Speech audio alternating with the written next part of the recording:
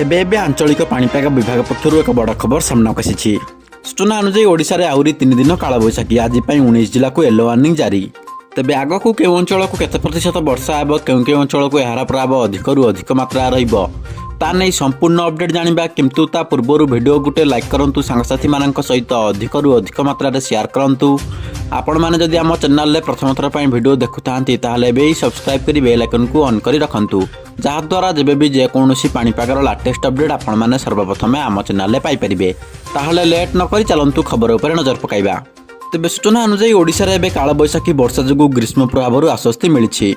राज्यर अधिकांश जिले में मिश्रित पाग रही। विभिन्न स्थान में सकाळे खरा और अपराह्न वर्षा होता देखा मिली। तेबे आगक आहुरी 3 दिन राज्यर कालबैशाखी प्रभाव रहिबार संभावना रही।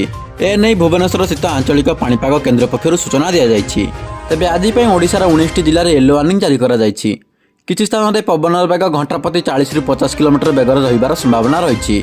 तेबे गंजाम, पुरी, खोर्धा, नयागढ़, कंधमाल, बौद्ध, जगतसिंहपुर, कटक, ढेंकानाल, अनुगुल, संबलपुर, देवगढ़, सुंदरगढ़, केन्दुझर, जाजपुर, केन्द्रापड़ा, भद्रक, बालेश्वर, मयूरभंज जिले में प्रबल अति प्रबल वर्षा सह 40 ରୁ 50 किमी बेगर पवन बहिबार संभावना रही। तेबे बिहार उत्तर ओडिशा दे एक निम्नचाप रेखा गति करुछि, जार प्रभाव में सारा राज्य में कालबैशाखी वर्षा हेउछि। तेबे आपण माने वर्तमान भिडियोटी को केउ जिल्लारू देखुछन्ती एवं आपणक जिल्लार पाग किपरि अछि ता कमेंट माध्यम रे हमकु जणातु। जय जगन्नाथ।